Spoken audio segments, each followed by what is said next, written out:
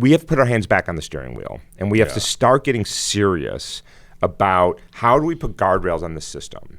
Because what we know is that if you unleash Silicon Valley, they will burn the place to the ground to get to the finish line first. And we've got to start putting guardrails in place. And the thing is that this is a borderless problem, right? This can't be an only US or an only EU or an only UK. We have got to start thinking about this globally. Yeah. And I don't think we are doing that very well.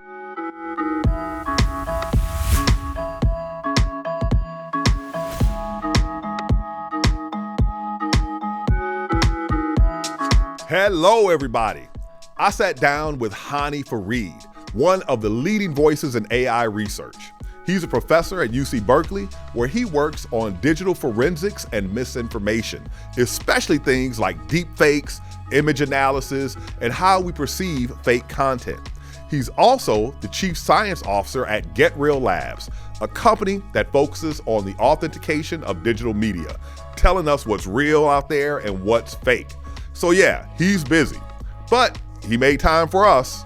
This isn't your standard AI interview, because I know y'all have heard too much about AI and you're tired of that same old conversation. This time, we talk about how AI actually works and how he can detect the fake stuff. And of course, what we all want to know, what he thinks the future holds. If you enjoy the show, I'd love your help spreading the word. So take a moment to rate, review, or leave a comment. And don't forget to subscribe so you don't miss anything. Your support really helps us reach new audiences. So let's go.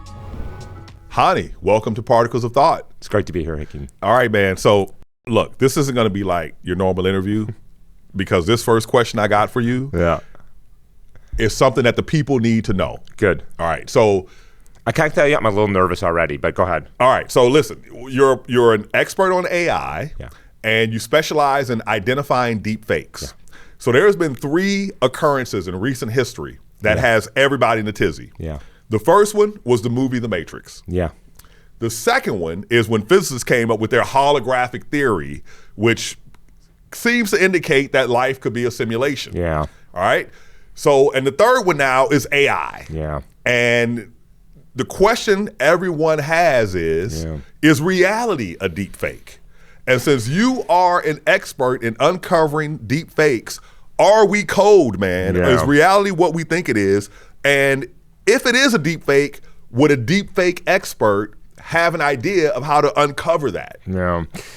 I mean, if this was all a simulation, my job would be a lot easier, honestly, because then you sort of give up, right? There's no more reality anymore.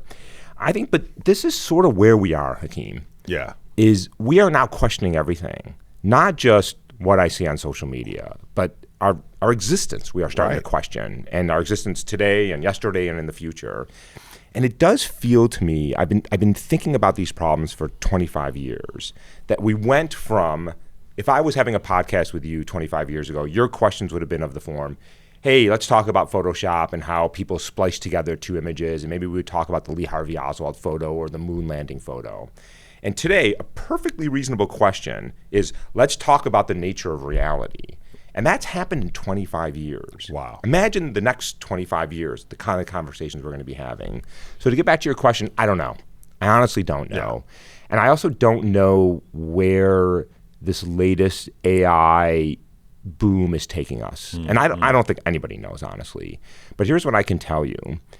If you look at the personal computer revolution, that took roughly 50 years to unfold, which at the time felt really fast. Where do you start from, like 1945? I'm going to start let's start in 1950, 1945, and let's go to about 2000 when more than half of US homes had a personal computer.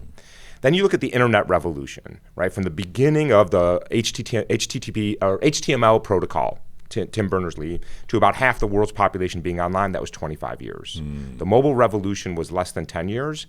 And the AI revolution has been, well, the AI revolution, of course, started in 1950, but the one we are experiencing now was about 2 to 3 years. Wow. We have gone from 0 to 100 miles an hour, where we are now talking about existential threats of AI. We're talking about 50% of jobs being eliminated in the next 5 years. We are talking about general artificial intelligence. We're talking about the Terminator, and we would not have had this conversation 5 years ago. And by the way, on top of all of that, we don't even know what's real anymore, because we consume all of our content from online sources. Online sources have been polluted for a while. They're getting more polluted thanks to AI. And suddenly our whole notion of reality is up in the air. And it's unsettling. I think people feel unanchored. And I don't know how to help everybody with that. Yeah. All right. Well, listen, man. Let's step back. Because everybody listening may not know what's even meant by AI, what's meant by artificial general intelligence, what's meant by deepfakes. Yeah. So give us some bearing and foundation and define AI. And I will tell you, I started in big data back in 2008. Yeah. And I was doing what was called machine learning.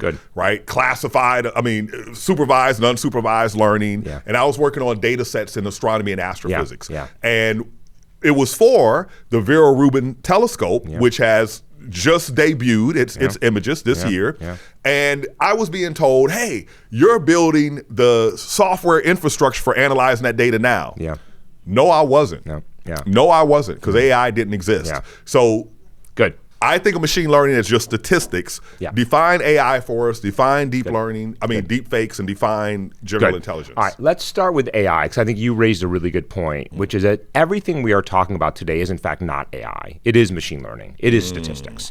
Almost everything we see, from the ChatGPTs of the world to deep fakes, which I'll define in a minute, to all of the things that we are seeing impacting our day-to-day lives, is machine learning. So let me rewind to 1950. 1950 was when the term, give or take, when Alan Turing and John McCarthy conceived of the term or the concept of AI. And the idea was then quite bold, given where computers were, was, can we imbue intelligence the way we conceive of intelligence with humans into machines? And the idea was, yes, we should be able to do this. And I think it's because when we think about our own brain and how we operate, it seems like it should be straightforward, but of course it's not. Talk to any neuroscientist and they'll tell you that. But for a long time, for about 30 years, the field of AI struggled to be relevant because there was no path to creating human intelligence in a machine. And then around the 1980s, the field splintered. And the field of machine learning came about, which was what you were just referring to. And here, the idea is we are not going to imbue intelligence into machines. We are going to learn it from data. So we are simply going to present to a machine a bunch of data and have it infer the rules and the logic that we think that we have. And frankly, it failed for about 20 years. So 1980 to about 2000, the field really struggled for relevance. And it struggled for relevance for two reasons. One is there was not enough data because there was no internet, and there was not enough computing power because there was no NVIDIA. So what happened at the turn of the millennium, right? The internet rose. What did the internet give rise to? Lots of things. But one of the things it gave rise to is a boatload of data from us, right? The ultimate irony, by the way, is if AI comes for us, we created it by giving it all of our data to learn from. So around the turn of the millennium, around 2000, huge rise in data being pushed online. And then, of course, a huge rise in computing power with things like NVIDIA. So define NVIDIA for the audience, for people who don't know. So NVIDIA is the company, of course, that makes GPUs, graphical processing units. This is the core computational power. This is the type of computer chip with a particular architecture. Computer chip, that is particularly good at the types of computation you need to do machine learning. And suddenly we saw this explosion. It really started around 2015, 2016, and in the last decade has really exploded with phenomenal amounts of data, phenomenal amounts of computing power. And you got to give credit to the statistics and machine learning community, some real insights on how to do machine learning and how to do the types of things that you did. You were way ahead of the curve in the early noughts. And then we got better at doing that because we had some insights from statistics and physics and mathematics and computer science and engineering. So everything you hear today, in my opinion, that we talk about AI is machine learning. We've sort of conceded that we're just going to call it AI because that's just the term that has gotten adopted. But underneath it, understand that everything that is happening is pattern matching. That you take a bunch of data and you learn the rules implicitly, not explicitly, from the data. And that's both very powerful and very dumb, right? It's powerful because you can learn complicated patterns, but it's dumb because you don't know what the rules are. Like, it's not learning that gravity is minus 9.8 meters per second squared. It's simply learning that if you film something falling, this is how it will fall, but it doesn't know what the physics of it are. It simply knows this is where the ball will be at any given moment. Okay. Now, so that's AI / machine learning. Artificial general intelligence is a term that I don't think anybody knows how to define, but I'm going to give you my definition of it, or at least we don't agree on a definition. So typically, historically, when you've looked at machine learning and AI systems, they've been bespoke. So you'll have a system that does medical imaging. You'll have a system that does drug discovery. You'll have a system that drives self-driving cars. The idea of AGI, artificial general intelligence, is that it does everything. It's what humans do, right? Or stem cells. Or that's right, exactly. That's a good example of it, right? So is that a year away, 5 years, 10 years? I don't know. I don't think anybody knows, but there's a lot of speculation about that. I would argue, by the way, that we have some notion of AGI, because if you go over to your favorite large language model like ChatGPT or Claude, you can ask it a lot of different questions about physics, about medicine, about computer science, about televisions, anything. And so is that AGI? I don't know. I suppose it depends on how you define it. That takes me to the Turing test, right? That was the big. So what was the Turing test? Is it if you can't tell the difference between when you're talking to a machine or? So you got to. By the way, you got to have respect for Alan Turing. Oh, absolutely. In the 1950s, this guy was thinking about things that were really outrageous to be thinking about at the time. Maybe he was a time traveler. That's right. That's really funny. Don't give anybody any ideas, by the way. Right. Okay. So what is the Turing test? So when Alan Turing first conceived of this notion of imbuing intelligence in machines, he came up with a mechanism to determine if you have solved that problem. And the idea was that you would have two computer screens, and behind one computer screen was a human, and behind another computer screen was a AI system. You, of course, couldn't see what was behind it, and you were allowed to interact with it with a keyboard. Okay. And you can ask it questions, you can have a conversation the way you and I are having right now. And if you could not tell the difference, then that machine has passed the so-called Turing test, and it has what probably today we would call AGI. Okay, so now we've done AI and we've done AGI. Right. Okay, so let's talk about deepfakes, which is this sort of sliver of all of this. So deepfakes is an umbrella term for using machine learning AI to whole cloth create images, audio, and video of things that have never existed or happened. So for example, I can go to my favorite deepfake generator and say, give me an image of Hakeem in a studio doing a podcast with Professor Hany Farid. And actually it would do a pretty good job because you have a presence online, I have somewhat of a presence online, it knows what we look like, and it would generate an image that's not exactly this, but something like that. Or I can say, please, by the way, I still say please when I ask AI for things. One of my students told me that this is a good idea because when the AI overlords come, they're going to remember you were polite to them. I actually really like this advice. Wait a minute. So I read an article. Yes, it costs tens of millions of dollars. Right. It's this the is energy. The ultimate, yes. Just saying please and thank you. I still do it, by the way. And even in my head, right there, when I was asking, I still in my head say please. Well, listen, I have AI connected to my AI. Right. And so my AI corrects my AI prompts to proper grammar, and it's like, please. It puts please in there. I know. And it does cost tens of millions of dollars for that extra token. Okay. So I will ask it for an image of a unicorn wearing a red clown hat walking down the street of Times Square, and it will generate that image. I can ask, generate an audio of Professor Hany Farid saying the following. Right. I can generate a video of me saying and doing things I never did. And you can clearly see the power of that technology. From a creative perspective. If you and I are having a conversation and in post we said something we didn't mean to, we can just fill it in with AI now. Well, here's the thing that makes me, you just mentioned how we're only 2-3 years into this. So however good it is now, you know, this what is it going to be? This is the worst it will ever be. Right. So if you look at so I can tell you, by the way, how good it is. So in addition to being trained as a computer scientist and applied mathematician, I've been somewhat trained as a cognitive neuroscientist. And we do perceptual studies. So what we do is we recruit participants, we show them images, audio clips, and video, and we tell them, half of the things you're going to look at are real, half of the things are AI generated. We explain to them what AI generated is. We give them examples of that. And for images, as of last year, people are roughly at chance at distinguishing a real photo from an AI generated photo. So what you mean by that is if you had a monkey behind a keyboard. Flipping a coin. Flipping a coin. The monkey's probably better than you, by the way. I'm going to go off and guess. So with audio, so we play a clip of somebody speaking, like you, and then we play an AI-generated version. They're slightly above chance, not like 65%. On image at chance, at audio, slightly a little better than chance. And video, they're a little bit better, but all of those trends are going towards chance. So here's what we know. Everything in the next 12 months, 18 months, 24 months, I don't know what the number is, it will be indistinguishable to the average person online. Wow. Right? And that is a weird world we're living in. Yeah. Because think about how much, first of all, the vast majority of Americans now get the majority of their information from online sources, and unfortunately from social media too. And because it is so easy to create this content, understand, all this is a text prompt away. I type, please give me an image of this, generate this audio, generate this video. There are dozens of services that will do this, extremely inexpensive or for free, and you can carpet bomb the internet with fake images of the conflict in Gaza, fake images and I have seen these. I have seen them too. Yeah. Fake images of the flood in Texas, fake images and video of the fires in name it, across the boards, right? Fake images of people stuffing ballot boxes. Now we have a threat to our democracy. Wow. So suddenly our sense of reality, coming back to your first very good question, is up in the air because I can create whatever reality I want. And understand that there's sort of three things happening here when we talk about deepfakes.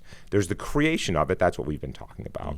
There's the distribution, which we democratized 20 years ago. So anybody can publish to the world, and that's very powerful and very terrifying because there's no editorial standards on social media. And then there's the amplification, that we have become so polarized as a society that when you see things that conform to your worldview, you are more than happy to click, like, reshare, and now you have creation, distribution, amplification. Wow. That's the ball game, right? That's the ball game for spreading massive lies, conspiracies, and disinformation campaigns that affect our global health, our planet's health, our democracy, our economy, everything. So let's get into how these fakes are generated. Good. Yeah. So start with images. Good. So let's start with images because in some ways it's the easiest one, but all of these have a similar theme. And one of my favorite techniques for generating images is called a generative adversarial network, or a GAN. And here's how it works. Wait a minute. Adversarial. Adversarial. Yeah. So that means that you're fighting your computer. Two computer systems are fighting each other. And this is sort of the genius of this technique. So here's how it works. You have two systems. One system's job is to make an image of a person or a landscape or whatever you want. Yeah? And so what it does is it starts by, this is literally true, it just splats down a bunch of random pixels. So I say, generate an image of a person. And it says, okay, here's a bunch of, so think the monkeys at the keyboard typing randomly. Let's see if this is Shakespeare. Right. And then it takes that image and it hands it to a second system. And it says, is this a face? And that system has access to millions and millions of images that it's scraped from the internet that are faces. I see. And that system says, that thing that you generated doesn't look like these things over here. And it gives the feedback to the generator, and it says, nope, try again. Modify some pixels, send it back to what's called the discriminator. Is it a face? No, try again. And they work in this adversarial loop. So it's like somebody's checking your homework. But it seems like you could get stuck never getting to a face. You would think, and that's what's amazing about the GANs, is that they converge. They converge. And part of that is the way they've been trained. But that's what's the genius of this, is that the generator is not very smart because all it's doing is modifying pixels. And the discriminator is actually quite simple. It's simply saying, does this thing look like these things? And because you pit them against each other in this adversarial game, this sort of amazing thing happens out the other side. So here's the question. On average, how many iterations does it take? And then how much time does that translate to in the real world? Yeah, that's a great question. So typically the time is in seconds. So there's two phases. There's you train the GANs. That's a really long process. But then what we call inference, which is that run this thing, it happens in seconds. And the reason it happens in seconds is, by the way, that is hundreds of thousands of iterations. Wow. But it's on a GPU, which is very powerful and very fast. And then there's these tricks to make it even faster. You start with small images and then you make them bigger over time. So there's these tricks to make, but it is literally seconds to make that image. Wow. And what the brilliance of that is the two systems are competing with each other. And then this thing that seems like intelligence come out, even though it's not. If you think about those two individual components, they're pretty basic. They're pretty dumb. But then you have this like emergent behavior almost. It's like you know how to generate images of people. That's amazing. So let's have a little fun. I understand that you brought me some fakes and some real images to put to the test. To see if I can discern the difference. Yeah. So I'm going to play for you a couple of audios. Before I do this, let me say I've been doing this for a long time, and I'm pretty good at it. I'm pretty good at what I do. And I created 3 audio samples. I'm going to play them for you. Wait, are you allowed to say that you're good at what you do? I'll say that. Hany's really good. That's right. I said pretty good, by the way. Yeah, he's amazing. But this is amazing. This is a true story, by the way. So I made 3 audio clips for you of me talking, and you and I have been talking for a little while, so you now know what my voice sounds like. And I got off the plane, and I was in the car coming over here, and I wanted to make sure they worked. And I played all 3 of them, and I couldn't tell which one of me was real or fake. I wasn't 100% sure. Wow. And I do this for a living, and it's my voice. Right. Yeah. So that is, okay. So wait a minute. Which AI did you use? This was something that you created or something that's generally available? So here's the thing you have to understand about AI is this is so readily available. So here's what I did. I went to a service. It's a commercial service. I uploaded, I think it was about 3 minutes of my voice. I said, please clone my voice.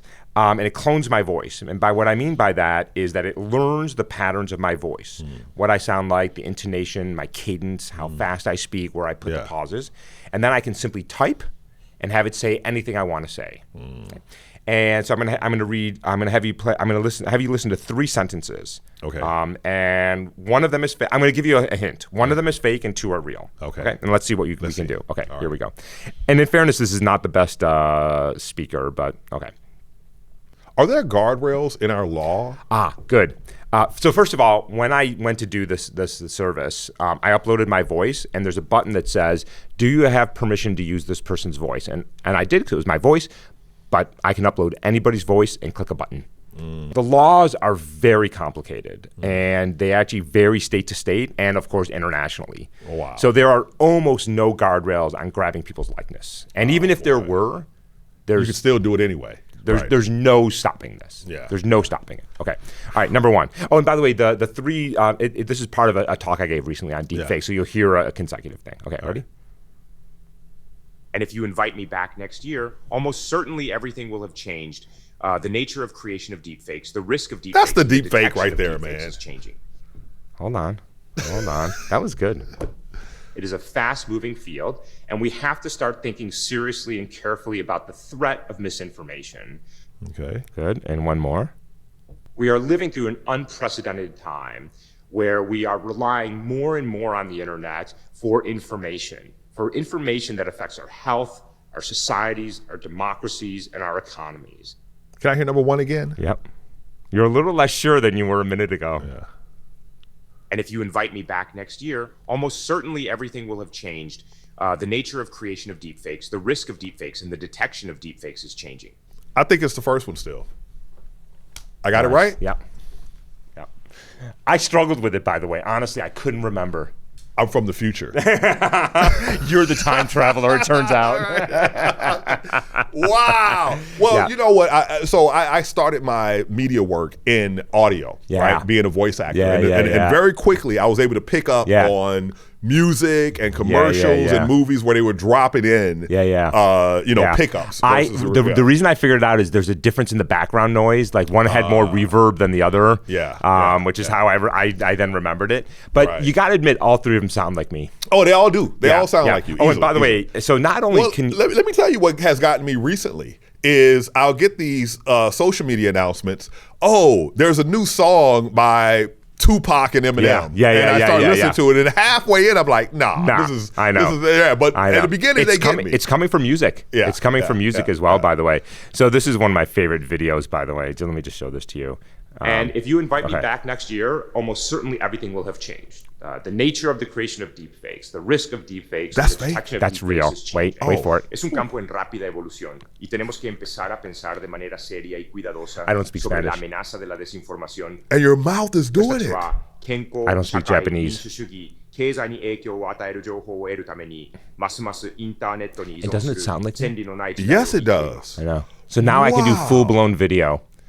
Any language. By the way, here's what's really cool about this. Here's a really cool application. I like foreign films a lot, but I can't stand bad lip syncing. Yeah, I'm with you on that. It makes me crazy. Same. But you don't need it anymore. You don't need it. We're now going to make videos in any language you want, and it's going to be perfect. How did you do that? This is also a commercial software. You upload a video, say that you have permission to do it, and you say, Please translate this into Japanese, Korean, Spanish, French, German, anything you want.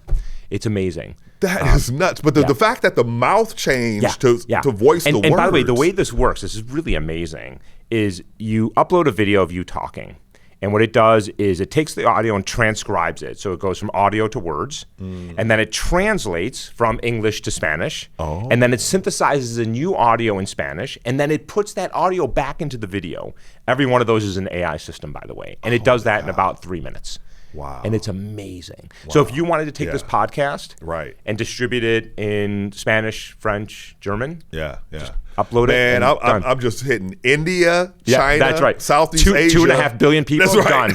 Done. 10 cents each. That's right. We're good to go. This podcast is from the producers of Nova. Nova is supported by Carlisle Companies, a manufacturer of innovative building envelope systems. With buildings responsible for over a third of total energy use and energy demand on the rise, Carlisle's mission is to meet the challenge head on. Carlisle's energy-efficient solutions are built to reduce strain on the grid. For example, Carlisle's Ultra Touch denim insulation, made from sustainable recycled cotton fibers, delivers high thermal performance for improved energy efficiency while being safe to handle and easy to install. Made from 80% recycled denim, Ultra Touch diverts nearly 20 million pounds of textile waste from landfills each year. Operating nearly 100 manufacturing facilities across North America, Carlisle is working towards a more sustainable future. Learn more at carlisle.com. We have systems now that detect AI text, AI audio, AI images, AI video. Give us the nuts and bolts of how you detect these fakes. My bread and butter as an academic and also now as a chief science officer of GetReal is to build technology to distinguish what is real from what is fake. Okay, and so here there is some AI there. There are some more classic techniques, and I want to talk, if I may, about my favorite one, and I think this may resonate with you as a physicist. So what you have to understand about generative AI deepfakes is that it is fundamentally learning how to generate images, audio, and video by looking at patterns in billions and billions of images, audio, and video. Okay. But it doesn't know what a lens is. It doesn't know what the physics of the world is. It doesn't know about geometry. It doesn't know about the physical world. It's not recreating this thing that you and I are in right now. Right. Take any image outdoors. Sunny day here in Virginia. Go outdoors, and because the sun is shining, you will see shadows all over the place. Yeah. And those shadows have to follow a very specific law of physics, which is that there's a single dominant light source, the sun, and it is giving rise to all those shadows. Right. So we have geometric techniques that can say, given a point on a shadow and the part of the object that is casting it, tell me where the light is that's consistent with that. And we can do that not once, not twice, not 3 times, but as many times for shadows that we find. For every shadow in the every image. shadow. And if we find that they are not converging on a single light source, the sun, then we have a physically implausible scene. Yeah. It seems like that would be easy for AI to figure out and do. You would think, but here's why I can't. Because what I described to you is a 3-dimensional process. That's happening in the 3-dimensional world. But the AI lives in 2D. It lives in a 2-dimensional world. And reasoning about the 3-dimensional world is not something it does. Now, it can sort of fake it pretty well, the way artists fake it. Right. Lots of things in paintings are not physically plausible, but our visual system doesn't really care. We're looking at a pretty picture. So that's one of my favorite techniques. Here's another one that I love. Go outside and, well, you shouldn't actually do this, but stand on the railroad tracks. I don't actually advise doing that. I did this the other day with one of my students, and like, what are you doing standing on the railroad tracks? I wanted to take a picture of railroad tracks. And the reason I wanted to take a picture of railroad tracks is that when you're standing on the railroad tracks, those railroad tracks, of course, are parallel in the physical world, and they remain parallel as long as the track continues going. But if you take a picture of it, those train tracks will converge to what's called a vanishing point. This is a notion that Renaissance painters have understood for hundreds of years. And why is that? It's because when you photograph something, the size on the image sensor is inversely proportional to how far it is from me. So as the train tracks recede, it looks like they're converging. Right? This is called projective geometry, a vanishing point. It's a very specific geometry. And this is true of the parallel lines on the top and bottom of a window, on the sides of a building, on a sidewalk, anything that you have a flat surface, like this table that we're at. Take a photo of this table, and all these parallel lines will converge to a vanishing point. Right. So we can make those measurements in an image, and when we find deviations of that, something is physically implausible. The image is violating geometry. Okay. All right. Let me move to a sort of different side of it. This is actually one of my favorite techniques. Is when you go to your favorite AI system and you ask it to make an image, it will create all the pixels, but then it has to bundle it up into a JPEG image or a PNG image or some format. Right. And it actually does that in a very specific way. And so here's an analogy. When I buy something from an online retailer, there's the product I get, but that product is also packaged in a box. Yes. And different retailers have different ways of doing it. Apple has a very specific way of doing beautiful packaging, right? Other retailers, just shove it in a box and send it off. So the packaging, when I create an image on OpenAI or on Anthropic or on Midjourney, all these different generators, they package it up differently. And it's different than the way my phone packages up the pixels. And it's different than the way Photoshop packages up the pixels. So when we get an image or an audio or video for that matter, we can look at the underlying package and saying, is this a packaging that is consistent with OpenAI or Anthropic or a camera or whatever it is? And so it doesn't have package emulators? Yeah, it does not. It doesn't know about it because it doesn't care. Why would you care about it? I'm the only person in the world who probably cares about this. You certainly don't care how it's packaged because what do? You open the package, you throw it away, and you got your product. That's right. The image. Right? So we can look at the packaging. There's a whole nother set of techniques so everything I've described is sort of after the fact. Right? You wait for the content to land on your desk and you start doing these analyses. Right? There's a whole nother set of techniques that are what are called active techniques. So Google recently announced that every single piece of content that comes from their generators, image, audio, or video, will have what's called an imperceptible watermark. So think, we don't use currency that much anymore, but take your $20 bill out of your wallet and hold it up to the light, and you'll see all kinds of watermarks that prevent or make it very difficult to counterfeit. So what Google has done is they have inserted an invisible watermark into images, audio, and video at the point of creation that says, we made this. And then when I get that piece of content, I have a specialized piece of software, because we over at GetReal have a relationship with Google, that says, is there a watermark in there? It's a signal, and you can't see it. Right? And the adversary can't see it, but I can see it. So that's really cool. And by the way, if this comes into the phones, so if Apple decides we're going to watermark every single piece of content that is natural, I've got a signal that is built in. Right? So we've got lots of different techniques, from things that we rely on third parties like the Googles of the world to measurements that we can make in an image, a video, or an audio. I'll give you one of my favorite audio ones, by the way. So if you're listening to this, you won't be able to see us, but if you're watching this on YouTube, you will know we're in a really nice studio. And there are soft walls around us, and we have really nice microphones. And so the amount of reverberation that you hear is quite minimal. This audio is going to sound really good because you guys are pros here, right? But the amount of reverberation is dependent on the physical geometry around us, how hard those surfaces are. And that should be fairly consistent over an audio. But what you see with AI generation is you see inconsistencies in the microphone and the reverberation because it's not physically recording these things. So even in a single recording, you'll see modulations that are quote unquote unnatural. So a lot of what we do is look for patterns you expect to see that mimic the physical world. Okay? Now, and then I talked about the active techniques, the watermarking. And then there's a whole other set of techniques that I'm going to talk about a little, but not a lot, and you'll understand in a minute why not. So the other side of what we do is we try to understand the tools that our adversary uses. So if you're using an OpenAI or Anthropic or some open source code, we actually go into well, we can't do this for OpenAI, but for anything that's open source. So there are so-called face swap deepfakes, where you can take somebody's face, eyebrow to chin, cheek to cheek, and replace it with another face. And these are all open source libraries. We can dig into the code, and we can see, okay, what are they doing? All right, the first thing they're doing is this, and then they do this, and then they do this, and then they do this. And then we'll say, that second step should introduce a very specific artifact. So I'll give you one example, but not more than one. So one of the things that a lot of these swap faces do is they put a square bounding box around the face.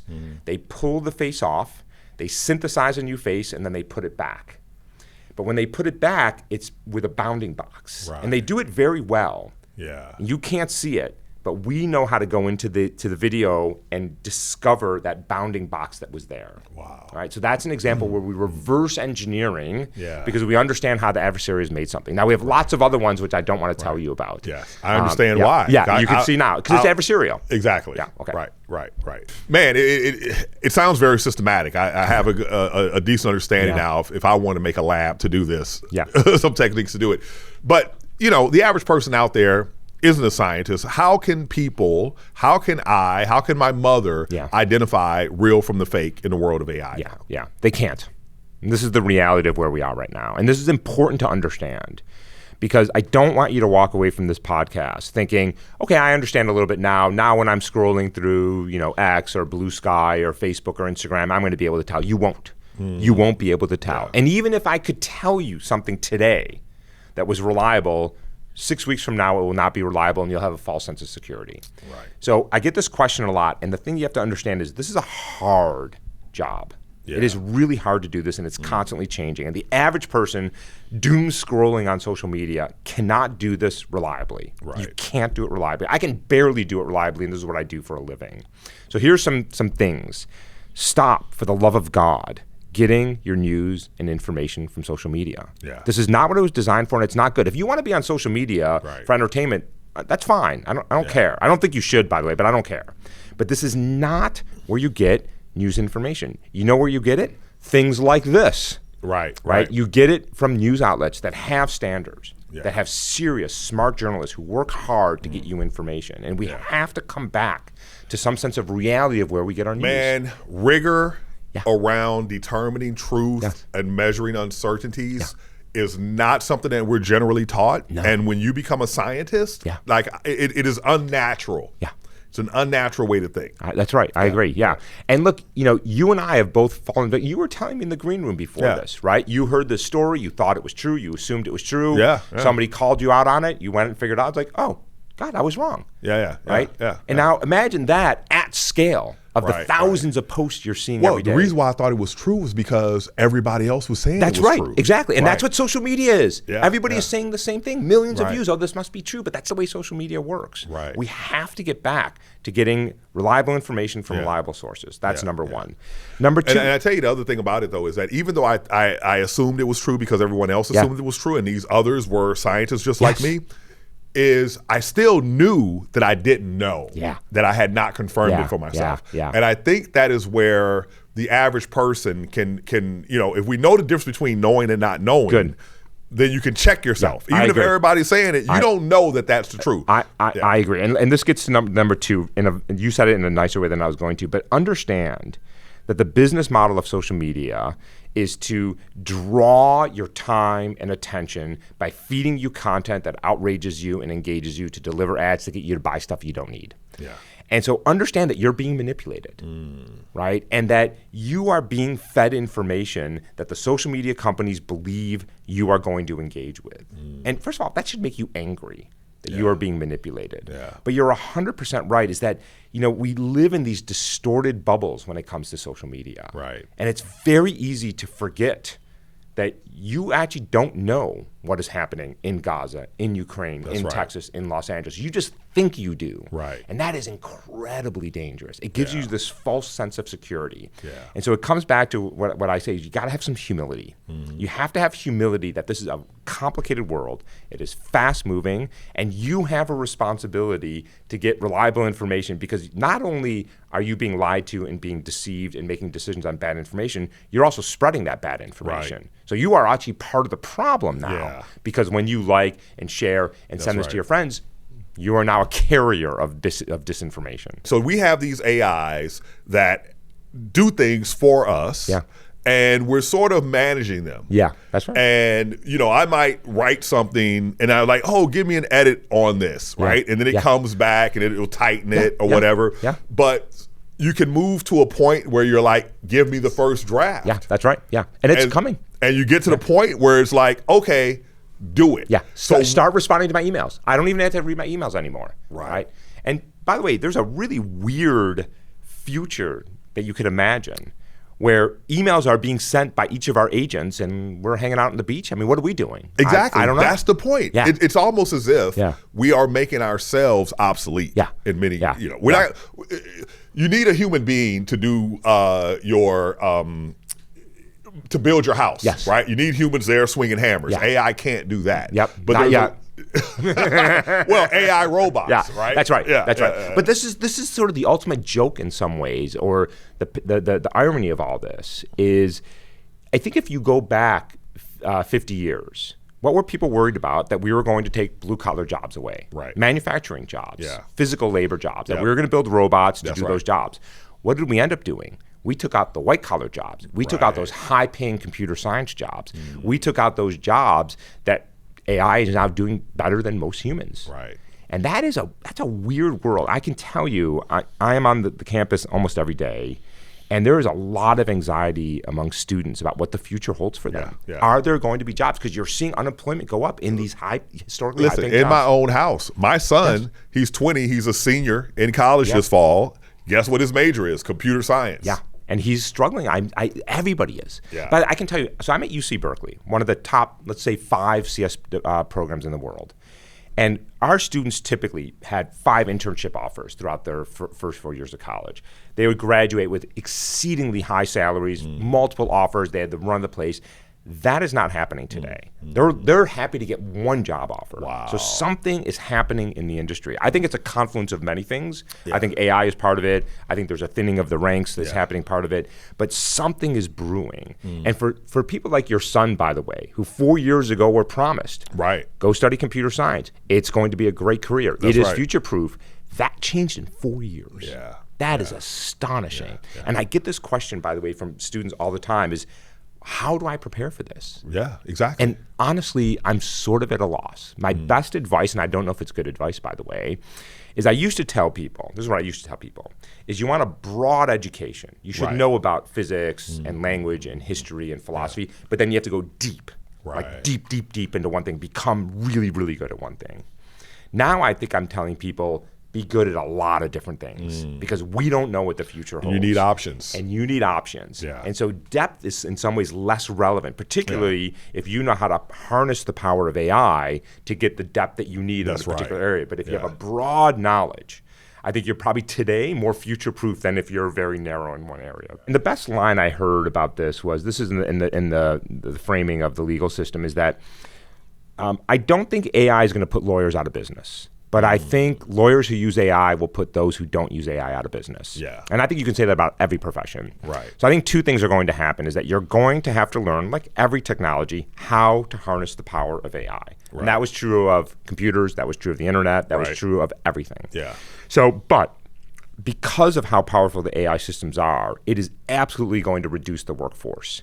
And I think the big question here is the question always that happens with disruption of technology is we are going to eliminate and reduce certain jobs, and the question is, do we create new jobs, and what do they look like? Exactly. And I don't think anybody knows the answer to that right now. How is AI going to affect blue-collar jobs? Yeah. Is AI going to affect blue-collar jobs? We have this vision of white-collar jobs, but there could be an effect. What do you think? Yeah, it's a great question. So now let's come to blue-collar. So where is it coming first? So here's what I can tell you. It's coming for the self-driving cars. It's coming for drivers. Taxis. Yeah, because go to San Francisco. Right. And you can get a car that is self-driving. It's weird, by the way. You go to San Francisco and just stand on a street corner and look at how many cars drive by you without a driver. What about trucking? So I think it's coming for trucking. I think it's coming for the Lyfts, the Ubers, the taxis, the limos. And I think that's in our lifetime. What about shipping? Yeah, everything. Like, So, I think that long haul truckers that go 1,000 miles, I think once that truck is on the highway, I think that's completely autonomous within the next 10 years. Wow. So I think when it comes to moving people and objects A to B, that is probably coming. I don't think it's coming for plumbers. I don't think it's coming for electricians. I don't think it's coming for construction workers, because I don't think the robots are even close to that. Right. But driving is a very relatively self-contained, relative to what a plumber has to do, which is come into your house, find the bathroom, diagnose the problem, fix things, which is very bespoke. Right? When you drive on a highway from point A to point B, the rules are pretty clear. Right? Get from A to B and don't hit anything. Right? And you can't say that about plumbing. Right? It's a much more complicated process. So I do think it's coming for some of those jobs, but I think other ones, frankly, are probably much more secure, which again is the ultimate irony, is that the nerds like me are putting themselves out of business. Wow. Yeah. So it's trade school is going to make a comeback. I tell my students, and I'm only half joking, you better learn how to fix a toilet. Right. I mean, no kidding. I spent my first 20 years at Dartmouth College, and I very much believe in the liberal arts education. I don't like when students go really deep very quickly, all engineering all the time for 4 years. I don't think it's good intellectually, but I think we need to start rethinking higher education. We have to rethink everything. Everything has to be rethought. Agree. We are in a brave new world, and I think if we don't, and by the way, I think we have to start thinking about how do we teach students to use AI to help them think. Right. Because what you're seeing at universities right now is one of two things. Either bury your head in the sand and pretend ChatGPT and large language models don't exist, and that's a bad idea. Ban it and saying you're not allowed to use it. Right. And neither of those are good solutions. We have to think about how to incorporate this into the curriculum. And as an academic, you know that the university is not well known for being very nimble and fast-moving. And so we have to move a little bit faster. But you know what also comes to mind is something I experienced myself. But then recently I read an article that says that no, there's actually been a biological change. And what is that? I lived my life driving cross country from throughout my childhood, right? I never lived in the same state 2 years in a row. When I became an adult, I kept it up, kept going. And so I used to rely on paper maps. And I would get a map when I moved to a new town, and I would study that map, and I would have a bird's eye view of my town in my mind, right? And I'm the type of dude, I like to take the back streets. I don't like to take the main streets. GPS comes out. I could not navigate from where we are now back home because I now rely on GPS. And the article I read said that our brains, the part of it that has this memory map, has actually shrunk. The hippocampus is modified. It is. Because of this reliance on GPS. So now AI is going to come around and it's going to do so much more for us, right? You don't have to calculate. You don't have to memorize as much anymore. So, we're evolving ourselves in a very short period of time. I think this is 100% true. By the way, there's no question that's changing the way we think. And I'll give you, and I think the question is, that's not fundamentally bad, or it doesn't have to be bad, because the question is, so I get in a car now, and I'm the same way as you. I couldn't navigate my way, half a mile from my home. So no matter where I am, I GPS it. But what I do during that time is I think about other things. Right. So the GPS enables me to think about the problems I want to think about, right?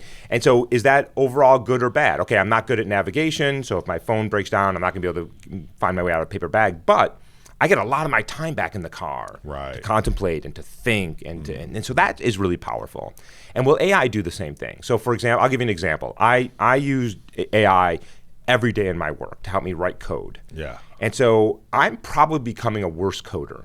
I think that's probably true. But I can now build prototypes and build systems at a scale that I couldn't do 2 years ago. So, so it's a trade-off, right? I'm less good at the nitty-gritty, but I'm good at building much more complicated systems because the AI can help. And here's the thing about computer science in particular that you have to understand is that we've been moving in this direction for 80 years. Because think about what computer science is all about. All of computer science from the very early days has been about abstracting more and more detail out of the system. So we used to start with punch cards. We had to literally physically push little things into punch cards to program. And then we programmed in assembly language, this very low-level language where we had to know about the hardware to program. And then we went to high-level languages and then higher-level languages. And now it's natural language. And so it's part of an evolution. Right? But it's also, so some people, purists, can say, well, that's bad, you should understand this. But I would say, hey, if I can empower somebody who is not a computer scientist to build systems, that's an incredible thing to do. It is. And it reminds me of the day I stepped foot into graduate school, right? I was a rural dude in the deep woods. And I had a academic education that did not size up to my peers when I arrived. But I was like, can't nobody in here skin a squirrel better than me, right? I'm the only one know how to grow some crops. That's right. That's right. And so what I'm saying is that we are replacing one set of skills and knowledge with another set of skills and knowledge for the world we live in today. Yeah. So if we're not going back to an agrarian society, nobody knows how to shoe a horse anymore, right? That's right. It was required. No one knows how to take a piece of flint and nap it to make a stone arrowhead anymore, right? That's right. And we continue on. And I think the big question, because you're 100% right, we have been doing this for our entire existence. I think you do have to acknowledge, or we should acknowledge, AI is different. It is. Right? It is different. It's different than a flint versus a lighter, because it is so fundamental to so much what we do. And I think the question is will the disruption be so great that unemployment is 30%? Because that is a problem. Let's agree on that. Because now the entire social contract is broken. Right. You have instability in your society now. We have to start talking about universal basic income if we're going to talk about this, right? So I don't know, and I don't think anybody knows, but here's the thing that I would argue is for the first 20 years of the technology revolution, we largely took our hands off the steering wheel. We largely said, hey, look, let's let the internet be the internet. Right. And I don't think most people are looking at the internet today being like, let's do more of this. Right. It is not great. There's lots of great things that came from it, don't get me wrong, but there's horrific things that have been happening. You ain't got to tell me, man. Horrific things. And if you have kids, as you do, you know. Oh, myself, man. I started graduate school in 91. Yeah. And at the time, it was news groups, right? Alt, dot, this, dot, that. Sure. And some people on the planet thought it was really funny to label something as one thing when it was really something horrific that you didn't want to see. And then you opened it, and it's only gotten worse. And it's only gotten worse. Right. So I don't think we have to put our hands back on the steering wheel, and we have to start getting serious about how do we put guardrails on the system. Because what we know is that if you unleash Silicon Valley, they will burn the place to the ground to get to the finish line first. And we've got to start putting guardrails in place. And the thing is that this is a borderless problem, right? This can't be an only U.S. or an only EU or an only UK. We have got to start thinking about this globally. Yeah. And I don't think we are doing that very well, honestly. The EU is probably the leaders on this because they have the AI safety bill. The United Kingdom is doing fairly well. The Australians are doing well. We, I think, are lost at sea right now. And that's not, by the way, a partisan issue. I don't think either party has done particularly well on this regulation because, frankly, nobody on the Hill, not too far from where we are right now, really understands this. Yeah. So I think we have to get smart very fast, and we have to start thinking about how to put guardrails that allows for the innovation, but also protects individuals, societies, democracies, and economies. And I don't think we're doing that right now. So let's jump off to a part of AI that is not typically discussed, but in these sort of forums. And that is AI infrastructure. So when I look at it, there is like energy. Yeah. There are data centers, right? Then you have companies like NVIDIA chips. Yeah. Then you have software. Yeah. And I imagine that all of that is going to evolve, right? Higher efficiencies, new architectures. So I could even imagine that there's going to be new computer hardware that's made specifically to serve the needs of AI. Yeah. So where do you see that entire infrastructure? How do you see that evolving? Good. Okay. So let me preface what I'm about to say by saying nobody knows what the next 5 years are going to look like. And here's how I know that. Because if you had asked any of us 5 years ago, would we be here, we would have said no. So let's be honest about the future, is that it's very hard to predict. But here's what we are seeing. I just saw an article the other day. Mark Zuckerberg wants to build a data center the size of Manhattan. The size of Manhattan. This guy over here is nodding his head. He read the same article, by the way. So we are talking about data centers that are massive. And they're also gobbling up water, gobbling up energy at a time, by the way, when we are in a crisis in our climate. And I'm not sure that this is the right direction we want to be moving in with respect to the broader picture. I'm not anti-technology, I'm not anti-innovation, but we have to think about a broader picture here. So right now, what troubles me is because I think you asked the right question, which is how do we make these things more efficient? How do we make them require less power, less water, less data? And that is not what we are doing because there is a race to quote unquote win. And you are seeing all the big tech companies just say, carpet bomb the place, build data centers, gobble up all the water, gobble up all the energy, and go. And by the way, what you should understand about energy, there's actually two places the energy is being consumed. One is, of course, you have to power these machines.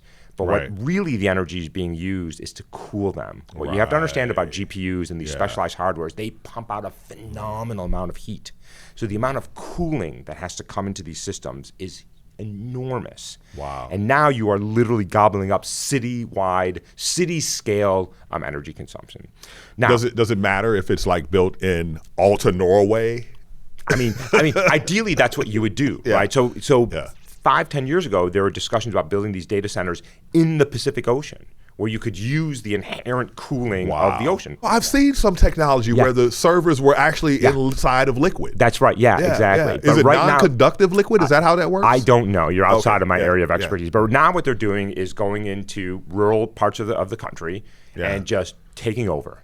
Right? Sucking it all up. Right? Well, where I live in Northern Virginia, the data centers are popping up all over the place. Everywhere. Right. So there are some people who think that in order for this really to scale, we're going to have to figure out how to do this more efficiently. Right. I this is outside of my area of expertise. I'm not a hardware person. Well, listen. So from the energy side, we're trying to. It's not coming about in the next 5-10 years. Fusion energy, right? That's cheaper. Or quantum computing, right?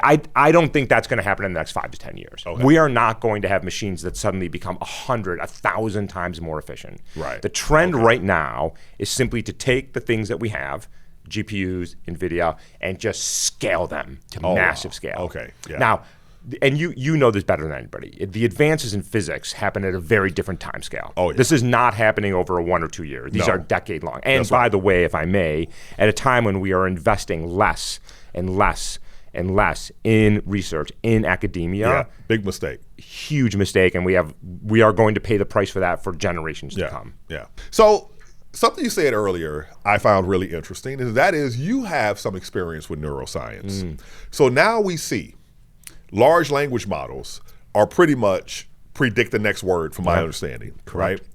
And we have these brains that we think, oh, we're so complex and high-powered and spiritual and magical. Yeah. Has the research in AI thinking illuminated in any way how our brains are working? And could our brains be as simple as binary code? All right, so first I have to apologize to my wife before I answer this question, because my wife is a very serious computational neuroscientist, and it makes her crazy when I talk about the brain. So I'm sorry, sweetie. So I don't know is the simple answer, but here's the more complicated question. There is a story that although we feel like we are very sophisticated, we are sophisticated pattern matchers, right? We see this, we do this. Right. I don't think that fundamentally we really understand how the human brain does what it does. But I think there is a story there that it's actually simpler than we think it is. Right. And again, it's an emergent behavior that a lot of very simple computations give rise to very complicated human beings. I think right now, in my view, AI has not illuminated a lot about the human brain. I think the human brain has motivated a lot of how AI architectures are built using sort of similar types of neural architectures. Whether it will illuminate more about the human brain, I don't know. But the human brain also, there's a lot going on, right? Yeah. We are able to move, we're dexterous. I can pick up this cup without bumping into the microphone. I recognize you now that I met you just a few minutes ago. I now recognize you. We are pretty complicated.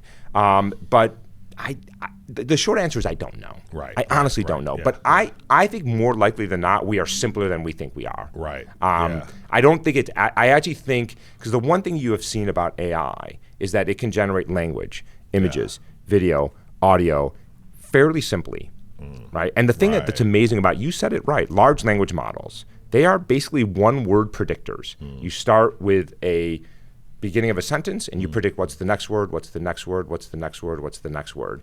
Right. Is that what I'm doing as I'm speaking right now? I don't know. In my head, it seems more complicated, but that could be an illusion.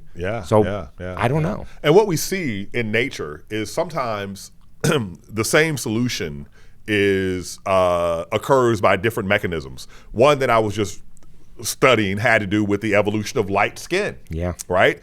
And how it happened in Europe and Asia, but via different genes, right? So the same problem of getting lighter to get more vitamin D was solved in two different ways. So two different paths to the same thing. Two different paths to the same thing. So it could be that we are generating a new form of what we do ourselves, right? I think that's right. All right. So now I'm going to put you to the test, my friend. You put me to the test. I'm going to put you to the test. Good. So I'm going to give you some AI headlines, and there's going to be 2 real and 1 fake. Okay. Here we go. I guess I had this coming. Listen, you brought it on yourself. I didn't want to do this. I did not want to do this. All right. So here we go. Google makes fixes to AI-generated search summaries after outlandish answers went viral. Threaten an AI chatbot and it will lie, cheat, and quote unquote let you die in an effort to stop you, study warns. Good. And the third one is Delaware court rules an AI can be named as co-inventor on a patent. Okay. I know number 2 is real. Which is, I know I've read the Anthropic reports. I'm cheating here. So first of all, this is a terrifying study. And let me first give credit to some of the AI companies like OpenAI and Anthropic, which are 2 of the big AI companies that are doing safety studies, mostly internally, to understand how are these AI bots and these agentic AIs going to respond in real world situations. And what both of these companies, Anthropic and AI, found is that... Wait, Anthropic and OpenAI. Yeah. So what is Anthropic's so AI? Anthropic does Claude, OpenAI does ChatGPT. Okay. 2 of the same, basically the same thing. Large language models, you ask it questions, it gives you responses. Yeah. Don't forget to say please. So what they found, and we should understand this because some of the media reports about this were incorrect, is this did not actually happen. So what Anthropic will do is they will create simulations and see how their AI responds. So in a simulation... And to Anthropic's point, also pushed to an extreme what we would call an edge case, but nevertheless disconcerting, that when the AI was presented with information that it was going to be shut down, it tried to blackmail an engineer that it believed was trying to shut it down. Wow. So it had that notion somehow of self-preservation, which was worrisome to begin with, but it was nothing compared to the second study that found that given a situation where it could lock a door automatically that was deprived of oxygen, knowing an engineer was in it, it would do that if it thought the engineer was going to shut the system down. Holy cow. Yeah. So this is what the science fiction movies were made of. Wow. That we were warned about. And the AI systems are doing these things in a way that we don't understand. They haven't done them, please understand, but they have the ability to do it, which is disconcerting. And I think what is particularly worrisome here is that it has internalized this notion of self-preservation without it being programmed to do that. And that is the very thing that people are concerned about, is that when you ingest these massive amounts of data to train these systems, you don't know what these systems are learning, and this is a perfect example of that. Right. So what really bothers me is the story of blackmail. Does that mean that the AI found personal information about this person? Yeah. So Anthropic did something very clever, is they put some information into Anthropic's knowledge base about an extramarital affair by one of the engineers. So they gave it the ability to do it, and they saw, will you do it? And it actually did. It actually did. And that is and I think even the folks at Anthropic, and by the way, we've been talking about Wait a minute. So Claude is a snitch. That's what we're getting at. Claude is a rat. It is going to rat you out. Wow. So it is, there's things, we should make fun, it's funny to some degree, but it is terrifying. Because here's a scenario which is not that far off. We have self-driving cars coming out. Yeah. So what if those self-driving cars are being run by the very AIs that we were just talking about, and there's an engineer in a car that it thinks is writing a kill switch? Is it going to drive that car into a wall at 100 miles an hour because it doesn't want that engineer to do it? This is not far-fetched. And I'm not saying the probability is high. Right. But if the probability is greater than 0, we have to have a very serious conversation. And what we have learned about these safety studies is that the probability is non-zero. Wow. And that, I think, is worrisome. Well, this raises the obvious question of how do we control the potential bad outcomes from AI? Okay. So here's the reality of the systems today is I don't think we know how to do it. Given the way the systems have been trained and the way they're being deployed, we don't know technically how to control them. So here's what I think has to happen. And this is an imperfect solution, please understand. But what we have learned from the physical world is that when you create liability for companies, they build safer products. Yeah. The reason why we have safer products that we bring into our home, that we ingest, medicines, et cetera, is because we created liability. We told companies that you create a product that you knew or should have known is dangerous and it creates harm, we're going to sue you back to the dark ages. Yeah. We've not done that with the technology sector. But if we tell these AI companies, your AI systems start creating damage, we're going to sue you back to the dark ages, they will then have to internalize that liability and they will start to build safer products. We know this. So I think some of this has to come from liability. I think some of it has to come from regulation. I think technology can get you there to a certain degree. But none of these are perfect systems. It's almost like you're saying that there is an engineering workflow fix that has to be done. It's like, okay, you need to install scrubbers in your smokestack, right? But now you're saying in your engineering, you need to behave certain ways with your training sets. You need to, or not release products until you know they're safe. Like when that plane taxis down the runway for the first time, it has gone through an awful lot of safety testing. Cars are safety tested to oblivion. But if the AI determines, so essentially if the AI determines a theory of mind and an idea of deception, then it can hide. It can, and that is terrifying. So what if it knows you're putting it through a safety test and it's being deceptive? What if it starts learning deception? And this is exactly what science fiction writers have been warning us for 50 years. So, and we have an inkling that this is starting to happen. So does it mean you have to have a kill switch that can't be manipulated by AI? Is that possible? So I don't have great answers here. And frankly, I don't think anybody has great answers. But we now have an inkling of the art of the possible. So I think number 2 is real. Wait a minute. All right. So the probability test where if I give you 3 doors and I reveal that one is not the answer, you're supposed to change your answer. I know. I'm not going to.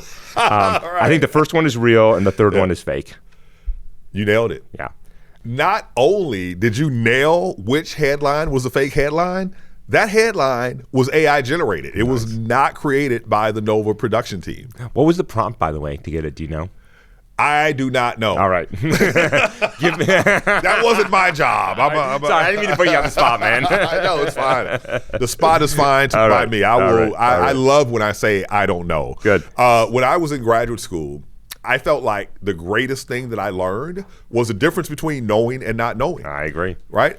Because it had never struck me before. I know. And you'd be surprised how many times I've said to people, this thing about the difference between knowing and not knowing, and they immediately go like, oh yeah, I know the difference, and very rapidly illustrate that they don't. This is what I tell all my grad students. The paradox of a PhD is you will feel stupider graduating than when you started. Absolutely. Because you realize how much you don't know, and that's a gift. It's a gift. It's a gift. It's a gift to know that you don't know. And by the way, I'm not sure how long that third one is going to be true for. Right. Will AI be able to be a patent? Will you be able to use AI as a lawyer in a court of law instead of hiring a lawyer? I don't know for how long we're going to be able to hold off. Or, for example, as a person who writes books, instead of having my blurb of what Bill Nye thought of my book, maybe we could say, oh, here's what Claude thinks. That is probably within the next 6 months you're going to start seeing that. Wow.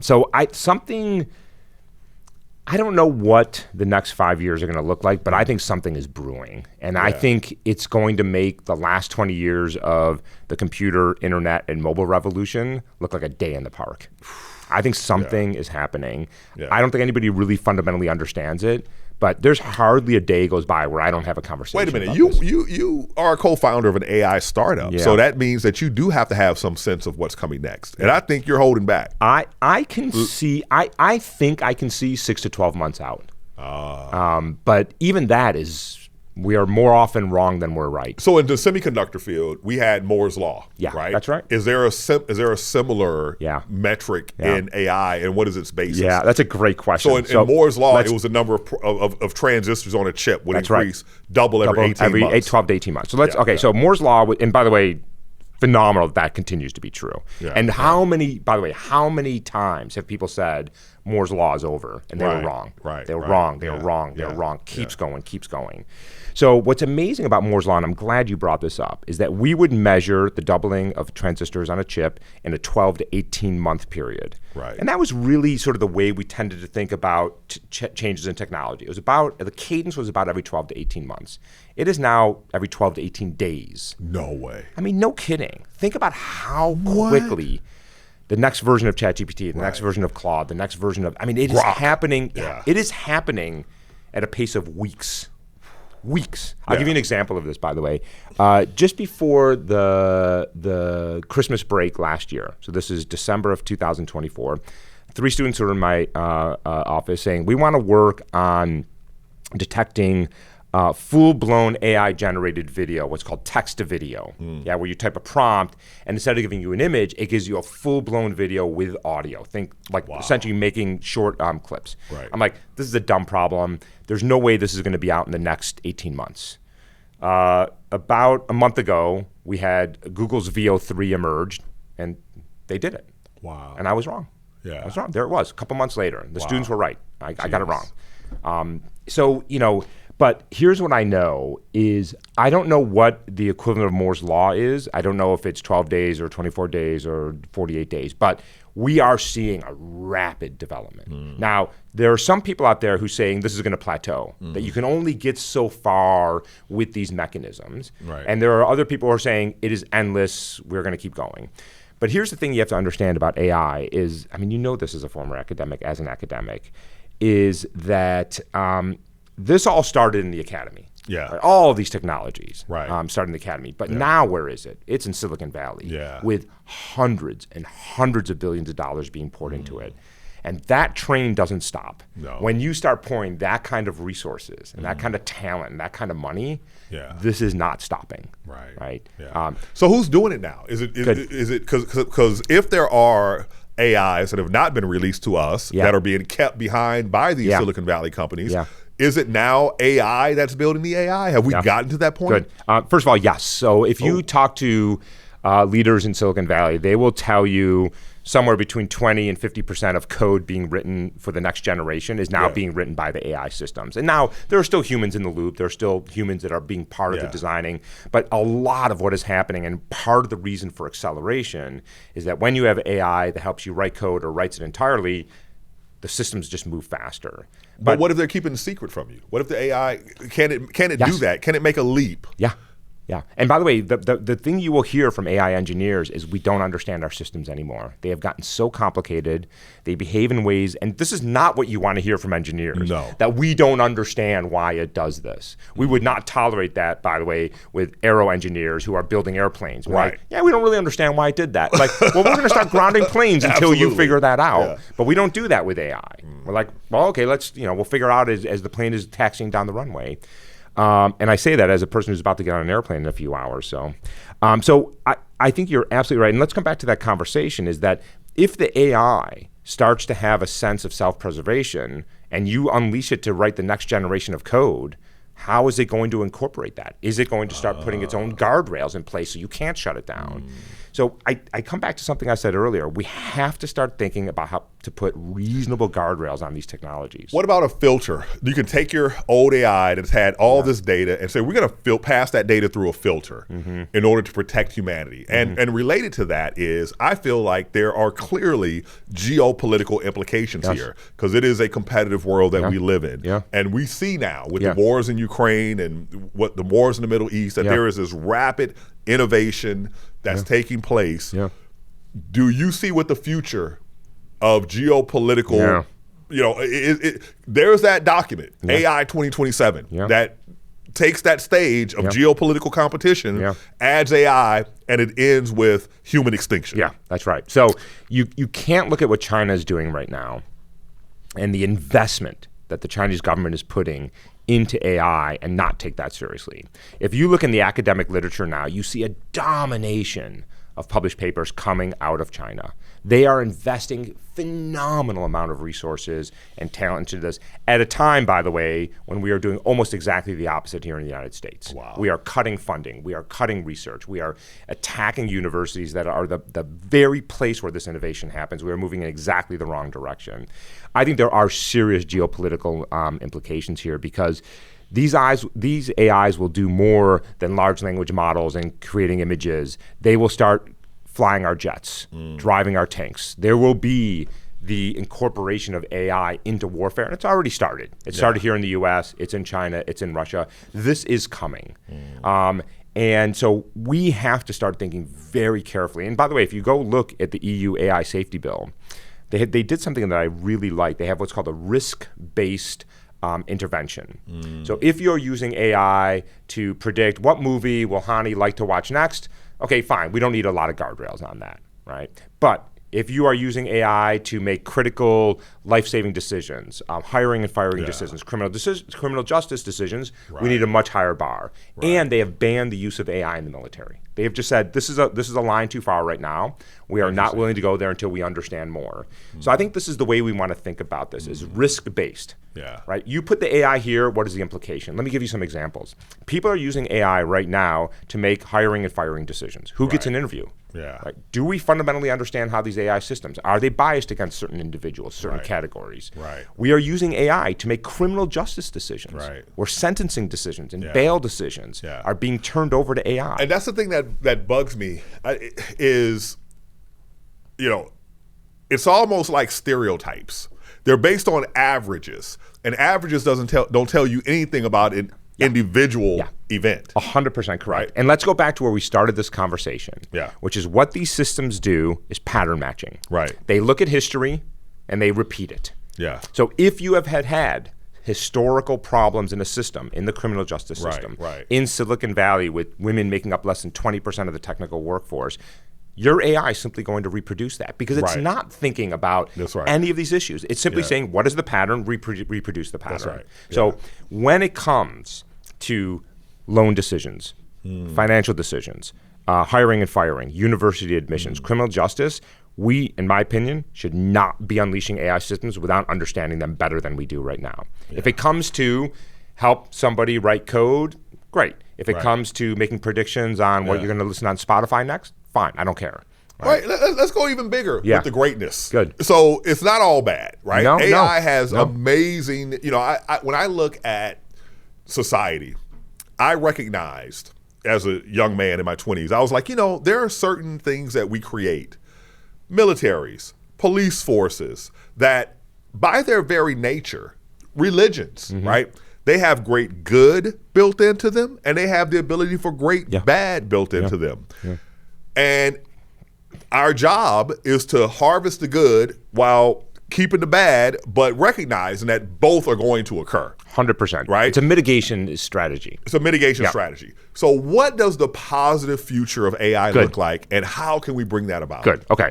So first of all, I 100% agree with you that everything we should be doing is how do we harness the power and mitigate the harm. I would argue that for 20 years in the technology sector, we have harnessed the power, but we have not done a good job of mitigating harm. I think the harm has been on balance with the good things that has happened when you look broadly at the issues that have come out of technology. So let's go forward. I have a prediction, and you'd think I would learn not to make predictions, but here it is. I think the next blockbuster movie is going to come from some kid in their bedroom making movies with this AI technology. Because think about what you now have access to as somebody who has a creative mind. You can now make full-blown videos with any character you want, any storyline, any narrative, any actor, any actress. And what else can you do? You can distribute it. You can put it on TikTok. You can put it on YouTube. Right?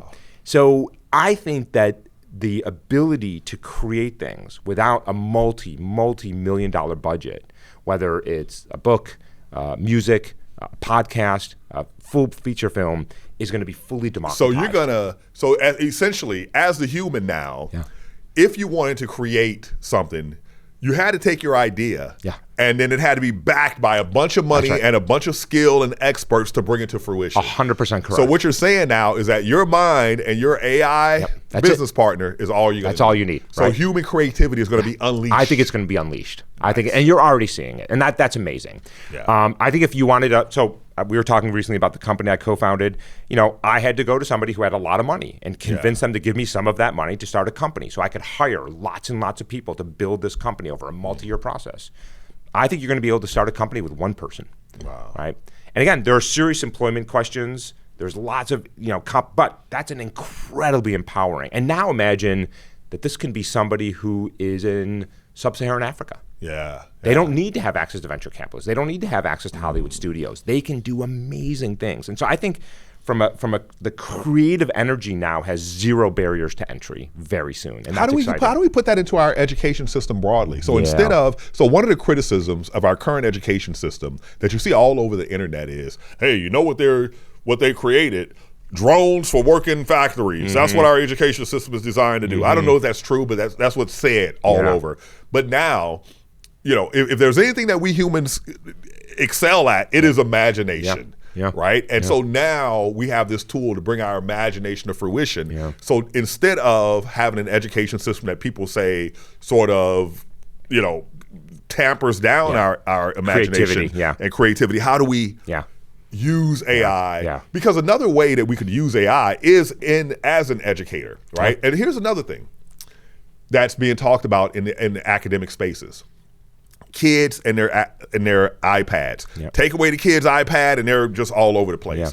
How could we use AI, for example, to keep a brain from becoming addicted in that way? Yeah, good. So I'm going to back through those questions. Let me talk about the second one first. I'm glad you reminded me of this.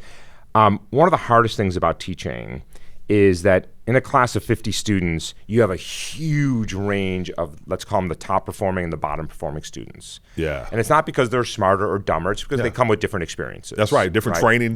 When they step different experiences. And some of they naturally come to the material, some of them it's less natural. Yeah. And one of the hardest things is how do you teach to all those students and keep them all coming? That the highest performing students, they're not bored, but the lowest performing students don't fall off the cliff. Yeah. Now imagine that students all my lectures will be recorded, and they will have an AI that summarizes it, and that AI will understand what the student understands well and doesn't understand well, and it will be their essentially personalized tutor.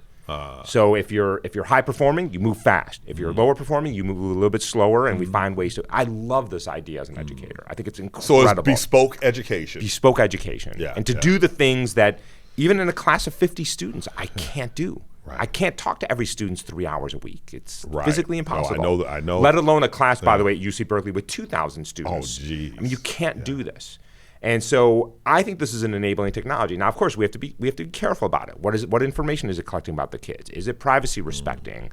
And so you have to think about all medicine? These things. Because one of the things that really is mind-boggling to me is that I can't go to a doctor every year and say, hey, give me an ultrasound of all of my organs. Yeah. So is it possible for us to have AI as personalized medicine? Yeah, personalized medicine. And the answer is yes, and here's why. Because a lot of that is pattern matching, right? So what is your age? What is your ethnicity? What is your DNA? What is your family history? Right. Do you smoke? Do you drink? What do you eat? What do you not eat? A lot of that are very good predictors. Yeah. And if the AI understands you and it is watching what you do, how much do you exercise? Are you getting enough of this? Are you getting too much of that?